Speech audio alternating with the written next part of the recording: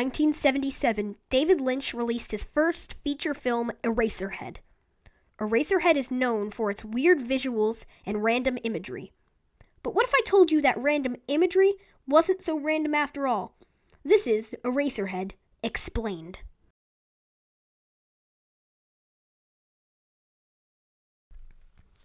Spelled out, Eraserhead is about the anxieties of parenting and what parenting can do to a person. Henry Spencer, a young man who takes on loads of responsibilities, it is clear throughout the movie that he has no idea what he is doing.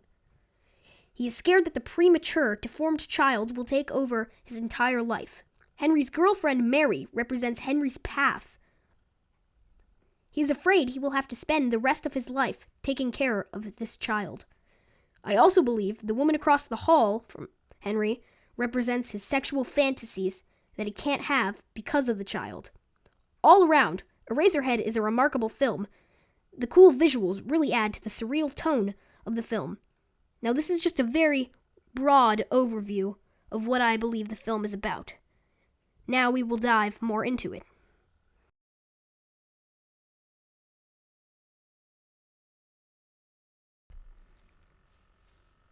Who is the girl in the radiator?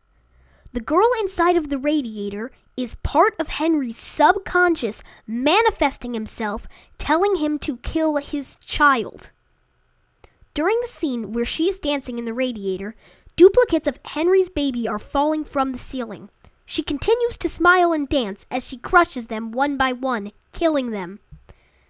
At the very end, after he kills the baby, she embraces him, a sign of letting him know that everything will be okay.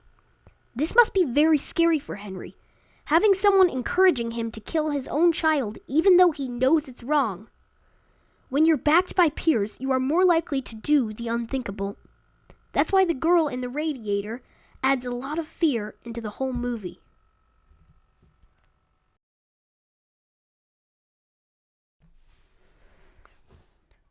Why is this film called Eraserhead? Alright, this is a big one. When Henry is inside the radiator, his head comes off, with the baby replacing it. This represents the baby taking over Henry's life. The head then falls back into what I'm calling the real world, where a young boy takes Henry's head to a man who turns it into an eraser. This is a connection to Henry's life slowly fading away like the residue of an eraser.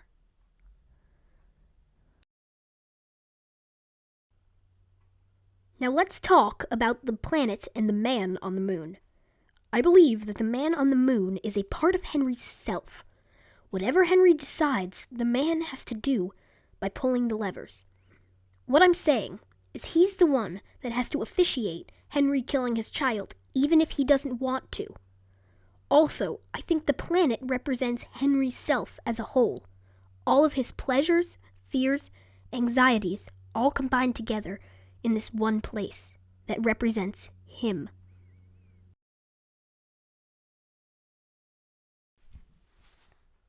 The last thing we're going to discuss is the worm in the box. The worm in the box represents Henry wanting to kill his child. Once the girl inside of the radiator won him over, the worm crept through his brain, going through all of the crevices. This worm represents the final decision of Henry killing his child.